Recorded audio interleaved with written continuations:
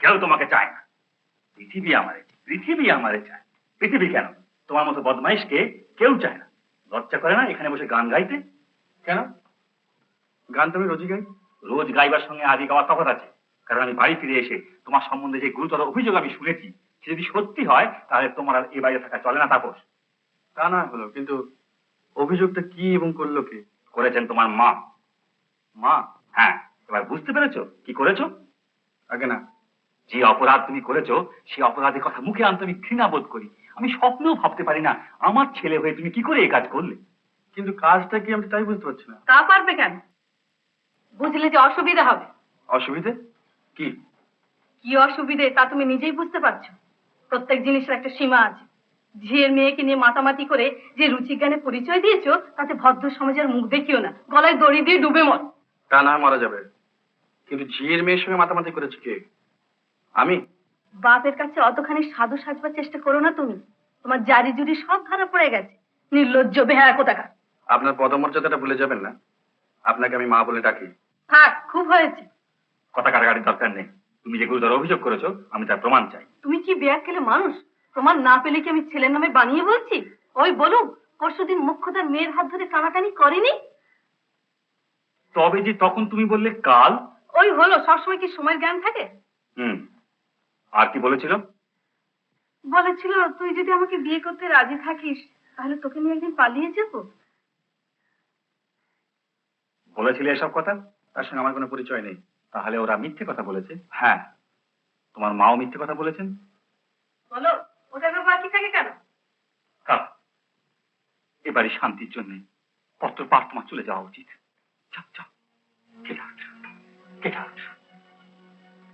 আর আমার ছেলে বলে যদি তোমার মনে কোনো অহংকার থাকে তাহলে যাবার সময় সমস্ত সম্পত্তির সত্ত্ব ত্যাগ করে চলে যাবে, যেন কোনো দিন কোনো কারণে সম্পত্তির লোভ তোমাকে বাড়িতে ফিরিয়ে না আনে। আপনি আমাকে আশীর্বাদ করুন। আশীর্বাদ? হ্যাঁ হ্যাঁ, আপনাকে আশীর্বাদ করতেই হবে, যেন কোনোদিন কোনো কারণে এবারে আমাকে ফিরে আসতে না হয়। আরে আমি করতাম আপনার শান্তির জন্য, আমার স্বস্তির জন্য। সম্পত্তি থেকে বঞ্চিত করলেই যে আমাকে জব্দ করা যাবে এ ধারণার বশবর্তী হয়ে এরকম একটা সস্তার কাজ করলেন কেন? আপনি জানেন না আজকালকার ছেলেরা বাপের সম্পত্তি চেয়ে নিজের হাত পায়ের উপর নির্ভর করে বেশি। আপনার মামাতো বোন সুনন্দাকে যেদিন আমি বিয়ে করতে রাজি হইনি সেই দিনই জানতাম এবারে আমাকে ছাড়তেই হবে। তাই এরকম একটা নোংরামি না করে আমাকে শীতে বললেই পারতেন, আমি চলে যেতাম।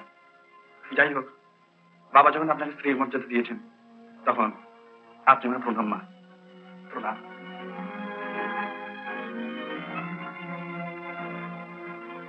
আমার এই বাড়ি ছাড়ার সঙ্গে সঙ্গে এই ছবিটারও এই বাড়িতে থাকার অধিকার শুরু হলো।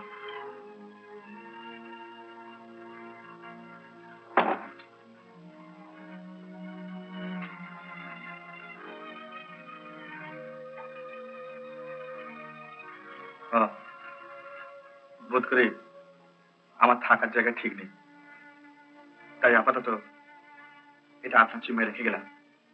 যখন এসে ফেরত যাবে তখন ফেরত যাবে। এটা আমার সম্পত্তি, আমার মা।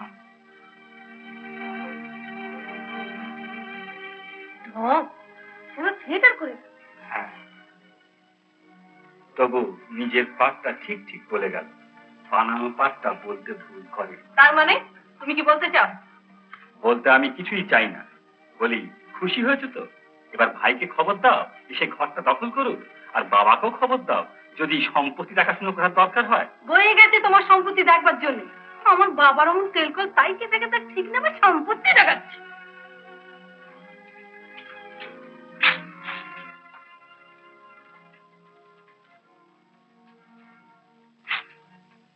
দাদা কি দেখছেন? একটু আগে সুন্দর গান হচ্ছিল। পৃথিবী আমার চায়। হ্যাঁ হ্যাঁ হ্যাঁ। সব গোলমাল হয়ে গেল। গোলমাল? হ্যাঁ, পৃথিবী আমাদের চায় না। পৃথিবী চায় না? পৃথিবীর কোনো ঘরেই কেউ চায় না।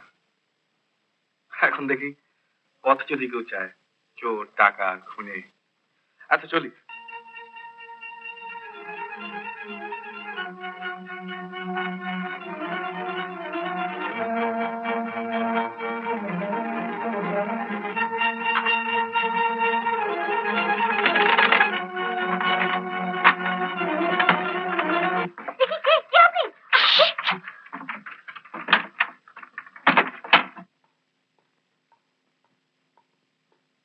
তাড়া করেছে। পুলিশ? হ্যাঁ।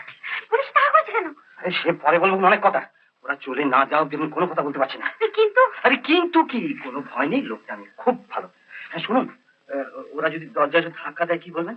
তা সত্যি তাই বলবো যে আপনি জোর করে আমার ঘরে ঢুকে পড়ে লুকোতে চাইছেন। খবরদার বলছি। ভয় দেখাচ্ছেন? আচ্ছা, না না, ভয় দেখাবো কেন? আপনি যেরকম আবল তাবল বলতে আরম্ভ করেছেন, যদি ধরিয়েই দেবেন তাহলে আশ্রয় দিলেন কেন? আশ্রয় দিলেন? দিলেন না। আপনি দরজা না খুললে আমি এখানে ঢুকতাম কি করে? উল্টো চাপ? কি হবে?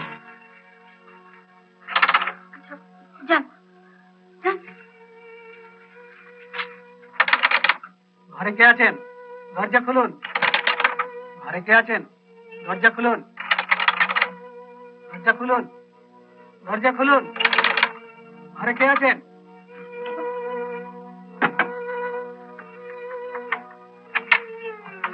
দেখুন, এদিকে একটা লোক আসছে কি? লোক? তা আমি কি করে জানবো? আমি তো শুয়েছিলাম। না না, আপনার দরজা কেউ ধাক্কা টাক্কা দিয়েছে কি? কই না তো।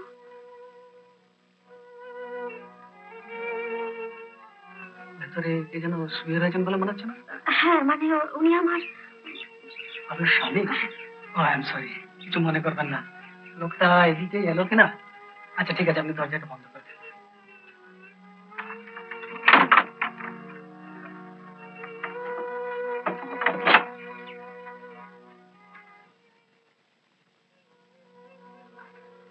চলে গেছে?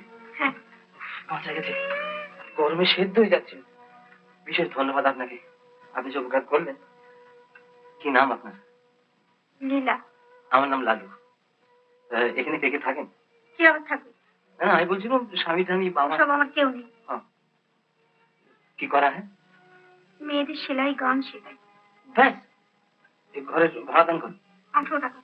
কিন্তু এত সব কথা জিজ্ঞেস করছেন কেন বলুন তো? জিজ্ঞেস করছি বাধ্য হই। যে উপকার আপনি আমার করলেন সেটা আপনি নিজেই জানেন না।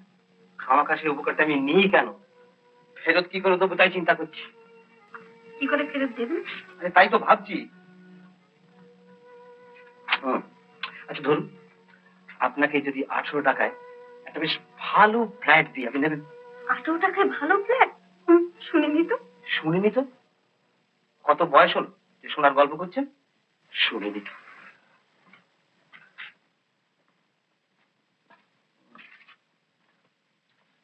দেখি পাঁচিরি করছেন কেন? ভাবছি তো। সেটা কি আপনার বাড়ি পেয়েছেন যে পাঁচিরি করছেন? না। আপনি যান, আমি শোবো। হ্যাঁ যাই।